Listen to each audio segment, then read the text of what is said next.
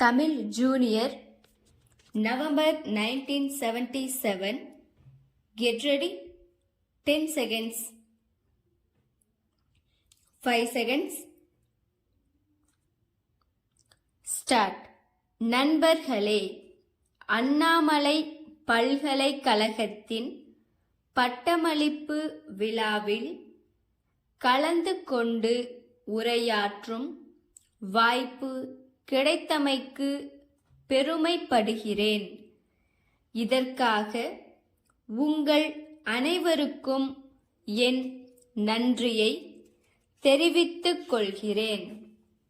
உயர்கல்வி பெற்றுள்ள மாணவர்களாகிய உங்களிடம் ஏழ்மை மிகுந்த நமது நாடு அதிகம் எதிர்பார்க்கிறது. நாட்டின் தலைவிதியை நிர்ணயிக்கும் பொறுப்புகளையும் கடமைகளையும் நீங்கள் உணர வேண்டும். நாட்டு ஒற்றுமையை வலுப்படுத்தும் லட்சியங்களை விளக்கும் முயற்சியில் நீங்கள் ஈடுபட வேண்டும். தேசிய வரலாற்றில் மறக்க முடியாத ஒரு கட்டத்தில் நாம் இருக்கிறோம். பல்வேறு துறைகளில் நாம் முன்னேற்றம் அடைந்துள்ளோம். இருப்பினும் முழு அளவு வெற்றியை நாம் இன்னும் காணவில்லை. சமூக மாற்றத்திலும் பொருளாதார மறுமலர்ச்சியிலும் தேச நிர்மாண பணியிலும் மக்களின் சக்திகளை ஒன்று திரட்டுவதில் விரும்பத்தக்க அளவு நாம் இன்னும் வெற்றி அடையவில்லை. இந்த பணிக்கு மாபெரும் முயற்சி தேவைப்படுகிறது. அரசாங்கத்தின் முயற்சிகளுக்கு பொது மக்களின் ஒத்துழைப்பு இருக்க வேண்டும். வேறுபாடுகள் நிறைந்த நம் நாட்டில் உள்ள அனைவரையும் இந்த பெரும் பணியில் ஈடுபடுத்துவது இளம் பட்டதாரிகளாகிய உங்களின் கடமையாகும். நமது கல்வி நிலையங்களுக்கும் இதில் பெரும் பங்கு உண்டு என்பதையும் இந்த சமயத்தில் தெரிவித்துக் கொள்ளுகிறேன். ஒவ்வொருவரிடமும் உள்ள திறமைகளையும் நல்ல பண்புகளையும் வெளிக்கொண்டு வருவதே கல்வியின் சிறந்த நோக்கமாகும். நம்மை பற்றி அறிந்து கொள்ளுவதற்கு நம்முடைய கலாச்சாரம், பாரம்பரியம் ஆகியவற்றை நாம் தெரிந்து கொள்ள வேண்டும்.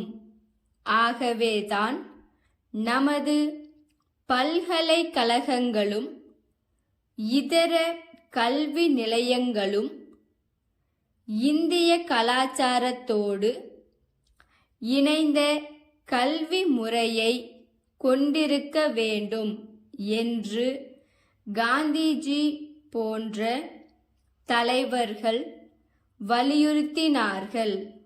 தம்முடைய மொழி, கலாச்சாரம் குறித்து பெருமைப்பட ஒவ்வொருவருக்கும் உரிமை உண்டு. ஆனால் இந்த பற்று காழ்ப்புணர்ச்சியாக மாறிவிடக்கூடாது.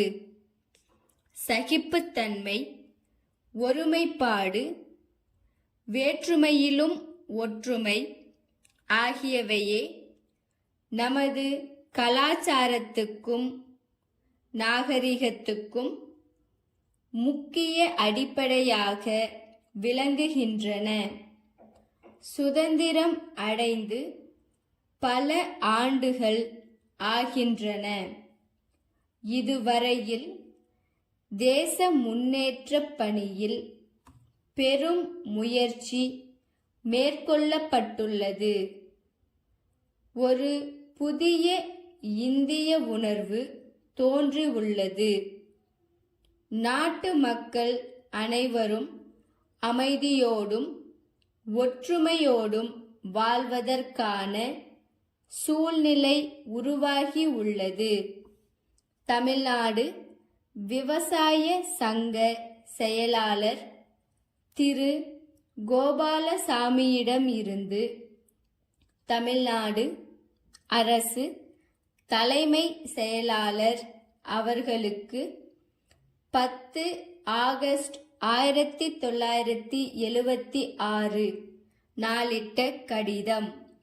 ஐயா, அண்மையில் வெளியிடப்பட்ட அரசாணையில் வேர்க்கடலை சாகுபடி செய்யும் ஒருவர் உயர்ந்த பட்சம் எவ்வளவு வேர்க்கடலையை கையிருப்பில் வைத்துக் கொள்ளலாம் என்பது பற்றிய ஆணைகள் பிறப்பிக்கப்பட்டுள்ளன.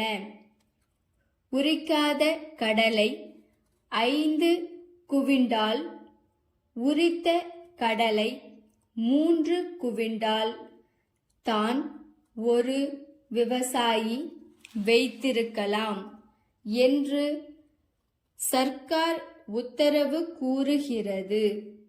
விதைப்பதற்கு 1 ஏக்கருக்கு குறைந்தபட்சம் அரை குவிண்டால் தேவைப்படுகிறது மற்றும் அறுவடை ஆன உடனேயே வேர்க்கடலையை விற்பனை செய்துவிட முடியாது.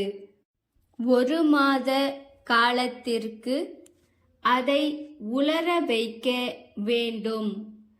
இந்த 1 மாத காலம் அறுவடையான மொத்த வேர்க்கடலையும் கையிருப்பில்தான் இருக்கும். இவற்றை கருத்தில் கொண்டு ஆணை பிறப்பிக்க வேண்டுகிறோம். தங்கள் ஸ்டாப்.